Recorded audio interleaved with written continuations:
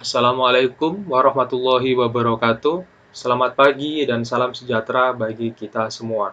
Perkenalkan, nama saya Yudono Witanto. Dalam kesempatan kali ini, saya akan mempresentasikan hasil penelitian yang telah saya lakukan.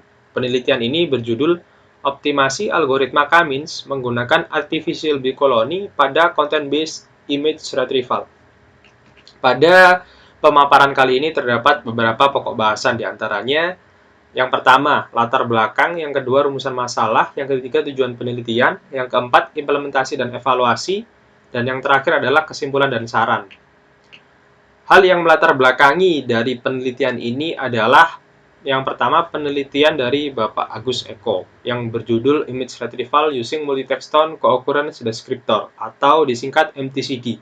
Jadi pada penelitian ini mengangkat deskriptor yang bernama MTCD. Deskriptor sendiri adalah suatu aplikasi yang digunakan untuk mengekstrak fitur yang terdapat pada citra atau gambar. Pada penelitian ini terdapat beberapa kelemahan, yaitu penambahan dua jenis text tone belum mampu untuk menambah secara signifikan nilai precision. Kemudian terdapat penelitian yang berjudul Clustering Analysis with Combination of Artificial Bee Colony Algorithm and K-means Technique. Pada penelitian ini kami menggarisbawahi beberapa poin.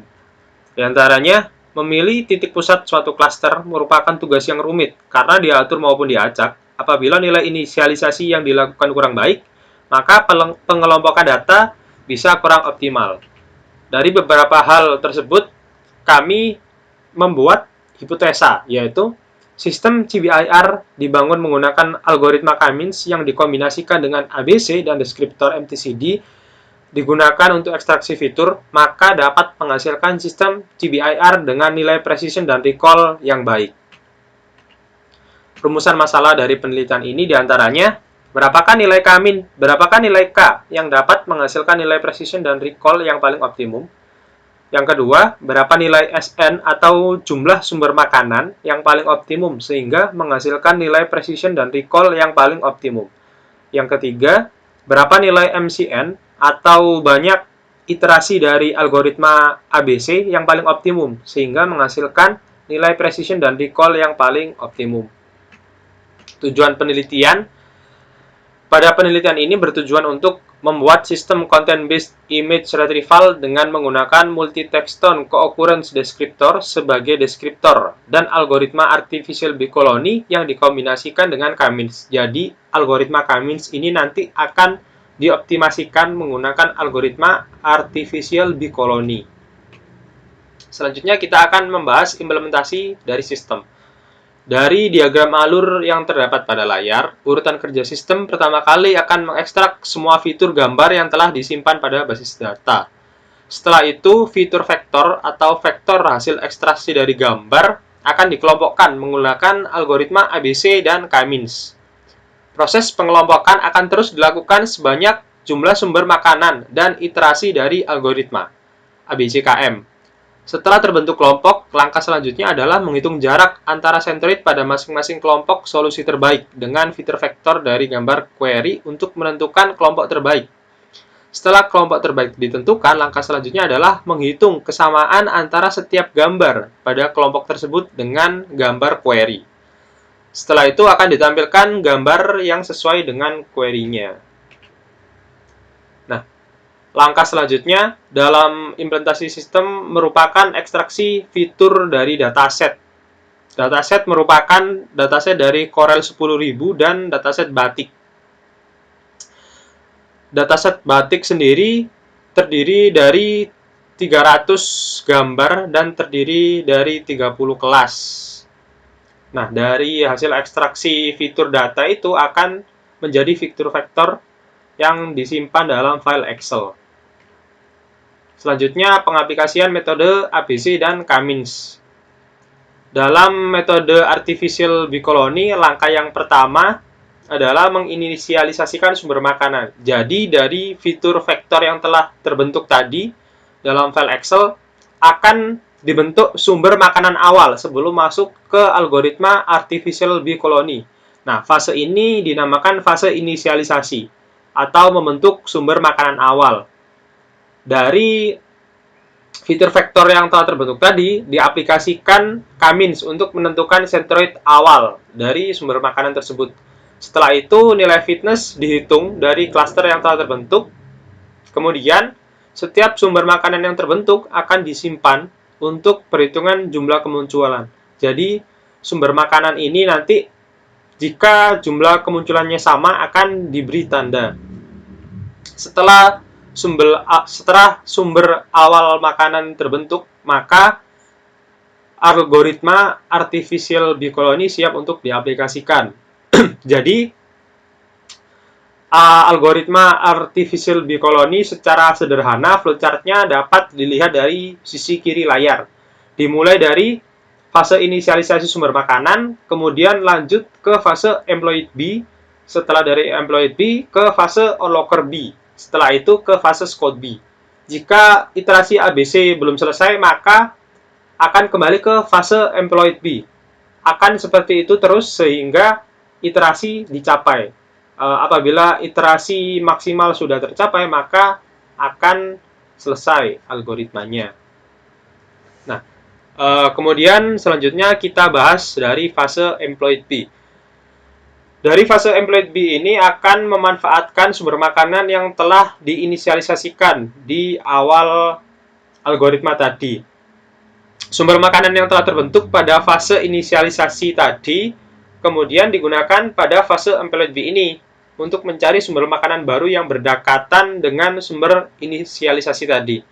Sumber makanan baru yang telah terbentuk pada fase employed bee ini akan digunakan algoritma K-means. Jadi, setelah sumber makanan yang telah terbentuk tadi, fase employed bee akan mencari sumber makanan baru di sekitar sumber makanan awal tadi. Setelah sumber makanannya ketemu, maka akan diaplikasikan algoritma K-means, akan di-clustering lagi.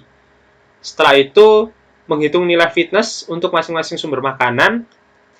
Selanjutnya, menyimpan sumber makanan baru yang terbentuk. Apabila terdapat sumber makanan dengan kemunculan berulang, maka nilai counter akan ditambah.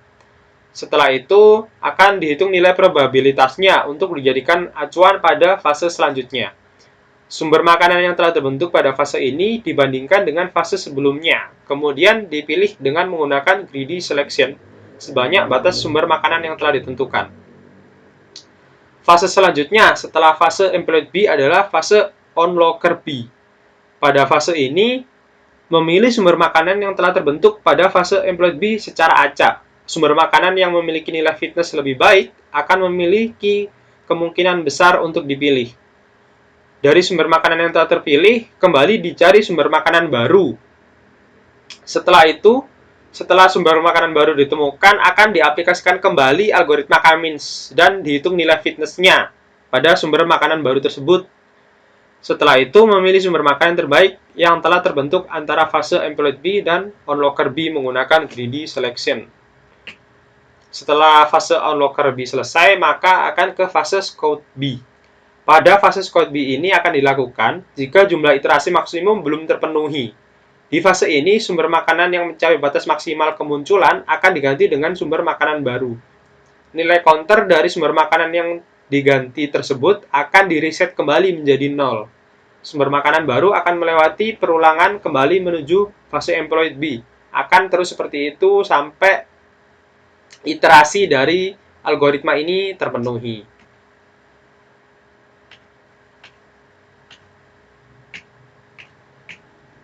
Nah, fase employed bee, onlooker bee, dan scout bee akan terus diulangi hingga jumlah iterasi terpenuhi. Sumber makanan terbaik yang didapatkan dari hasil perulangan ketiga fase tersebut akan dipilih menjadi solusi terakhir. Perhitungan K-means kembali dilakukan menggunakan sumber makanan solusi terakhir untuk membentuk klaster sebagai hasil uji coba untuk melakukan perhitungan akurasi. Selanjutnya, evaluasi. Evaluasi dilakukan menggunakan metode precision dan recall untuk menentukan seberapa bagus performa dari sistem yang dibangun. Jadi, klaster yang ditentukan adalah sebanyak 3, 5, 7, 9, 11, 13, dan 15. precision dan recall ini kami lakukan pada penelitian sebelumnya, yaitu hanya menggunakan MTCD dan Kamin saja, agar perbandingannya nanti dengan penelitian baru yang menggunakan algoritma ABC plus Kamin dapat relevan. Jadi pada penelitian sebelumnya yang hanya menggunakan MTCD dan Kamin, hasil terbaik didapatkan pada klaster sebanyak 11 untuk dataset Corel 10.000, dan untuk dataset batik hasil terbaik didapatkan pada klaster sebanyak 7. Nah, dengan mengacu pada klaster terbaik sebanyak 11 pada penelitian sebelumnya, maka pada penelitian ini evaluasi dilakukan menggunakan klaster sebanyak 11. Dengan klaster sebanyak 11 dan variasi sumber makanan 20, 30, 50, 75, dan 100, serta iterasi algoritma ABC divariasikan dari 25, 50, 75, dan 100, maka dihasilkan nilai fitness dari sumber makanan yang terbentuk. Dari tabel yang tertera pada layar, sumber makanan terbaik atau nilai fitness terbaik dihasilkan pada sumber makanan sebanyak 100 dan iterasi ABC sebanyak 75 atau 100. Berbeda jauh dengan hanya menggunakan Kamin saja. Apabila menggunakan Kamin saja, nilai fitnessnya adalah 5104.549,468, tertera pada pojok kiri atas tabel.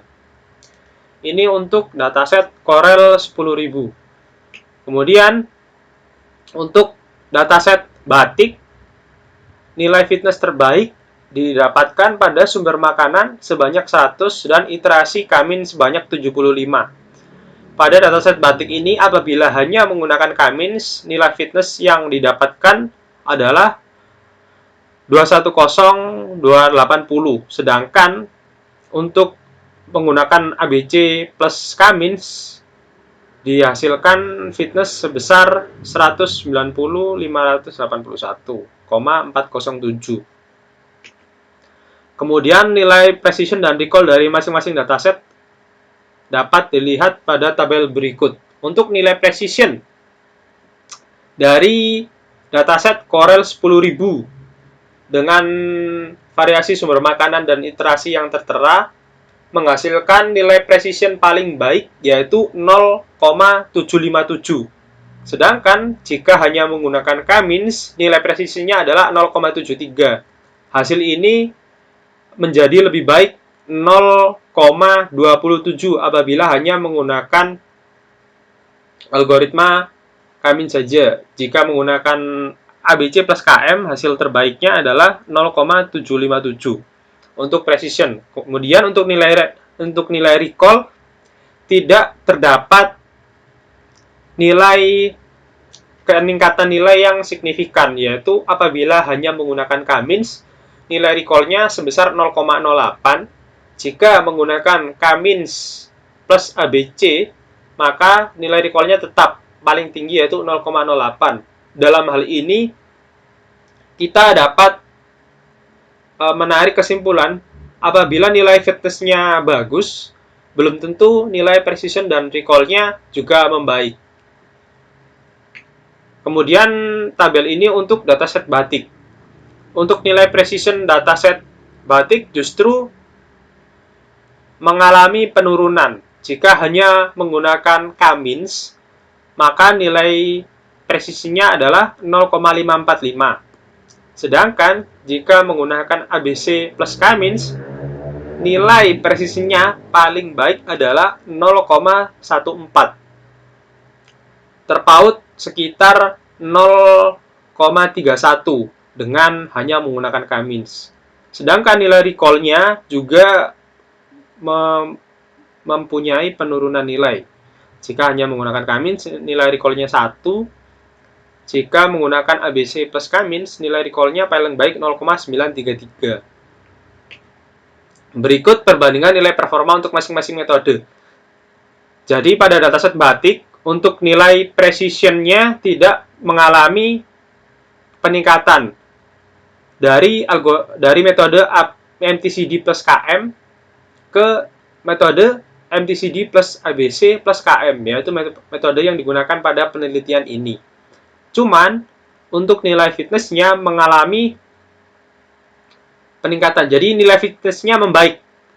Jadi dari 210.280,798 menjadi 190.581,407. Jadi nilai fitness-nya membaik. Karena nilai fitness itu semakin kecil nilainya semakin baik. Kemudian untuk dataset Corel 10.000, nilai precision-nya mengalami peningkatan sebesar 0,27, yaitu dari 0,73 dari penelitian sebelumnya menjadi 0,757 pada penelitian ini. Untuk nilai recall-nya tidak mengalami peningkatan, yaitu tetap di angka 0,08. Sedangkan nilai fitness-nya mengalami peningkatan dari 510.454.9,468 menjadi 505.3588,417. Dari penelitian yang telah kami lakukan, kami dapat menarik kesimpulan. Di antaranya, algoritma ABC plus KM dapat membentuk klaster yang baik, ditunjukkan dengan nilai fitness yang dihasilkan. Semua nilai itu lebih baik dari nilai fitness yang hanya menggunakan K-means. Nilai precision yang dihasilkan oleh algoritma ABC plus KM memiliki nilai terbaik 0,757 dibandingkan dengan hanya menggunakan K-means, yaitu sebesar 0,73 untuk dataset Corel 10.000. Sedangkan untuk dataset batik, nilai presisinya paling baik hanyalah 0,514 dibandingkan dengan hanya menggunakan K-means, yaitu 0,545. Kemudian nilai recall-nya yang dihasilkan oleh algoritma ABC plus KM memiliki nilai yang sama besar, yaitu 0,08 untuk dataset Corel 10.000. Untuk dataset batik, nilai recall-nya lebih baik, yaitu 0,933 dibandingkan dengan hanya menggunakan K-means. Saran dari penelitian ini adalah penambahan iterasi untuk algoritma ABC dan variasi jumlah sumber makanan, di samping menambah jumlah uji coba keseluruhan yang dilakukan. Yang kedua, menggunakan metode lain untuk perhitungan nilai fitness, selain menggunakan SSE. Jadi sekian presentasi yang telah saya lakukan. Apabila terdapat salah kata, saya mengaturkan permohonan maaf yang sebesar-besarnya. Sekian, wassalamualaikum warahmatullahi wabarakatuh.